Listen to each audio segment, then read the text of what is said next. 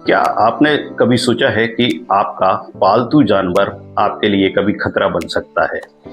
यदि हाँ, तो बिल्कुल आप सही सोच रहे हैं। हम बात कर रहे हैं मध्य प्रदेश के शिवपुरी जिले के अंतर्गत आने वाले करेरा कस्बे की। यहाँ पर एक 13 वर्षीय बालक की मौत बिल्ली के पंजे के काटने से हो गई। यहाँ हम देखते हैं कि जब बच्चे कोई भी जानवर हो, चाहे कुत्ता हो या बिल्ली हो या अन्य स्तनधारी जो भी जानवर होते हैं, उनके पंजे और दांतों में रेबीज का असर होता है, जो कभी भी किसी भी समय यदि इंसान के शरीर में पहुंचता है और खून से मिलता है तो रेबीज का डर बना रहता है। कुछ इसी तरह का मामला ये शिवपुरी के करेरा में घटित हुआ। पूरी जानकारी आप तक पहुंचाऊं उससे पहले भानु ठाकुर का आपको नमस्कार। इसी तरह खुश रहें, मुस्कुराते रहें। बात है 29 जून की, जब करेरा गांव में रहने वाला 13 वर्षीय बालक अपने घर में खेल रहा था। उसके साथ घर में ही पालतू बिल्ली उसके साथ खेल रही थी।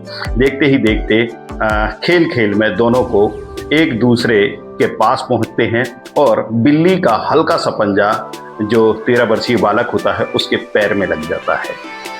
परिजनों को यह जानकारी दी जाती है, लेकिन परिजन इसको एक सामान्य बात समझकर भूल जाते हैं। लेकिन यह भूल उनके लिए तब हानिकारक हुई जब बच्चे को रेबीज का असर दिखने लगा। यहाँ हम बात करें तो 3 जो तारीख होती है 29 के बाद, उसके बाद जो बिल्ली होती है उसकी जान चली जाती है, वह मर जाती है। लेकिन यहाँ भी एक अनदेखा सा ही किया जाता है।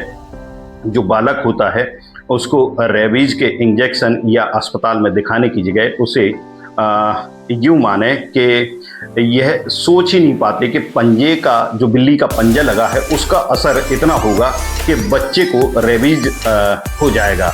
यहाँ धीरे धीरे दिन बढ़ते जाते हैं और आगे समय चलता जाता है और बच्चे में हल्की हल्की जो रेबीज के गुण होते हैं, कहना चाहिए कि बच्चा जो उजाला होता है उससे डरने लगता है और उसके मुंह से लार निकलने लगती है और वह किसी से भी बात करने में घबराने लगता है।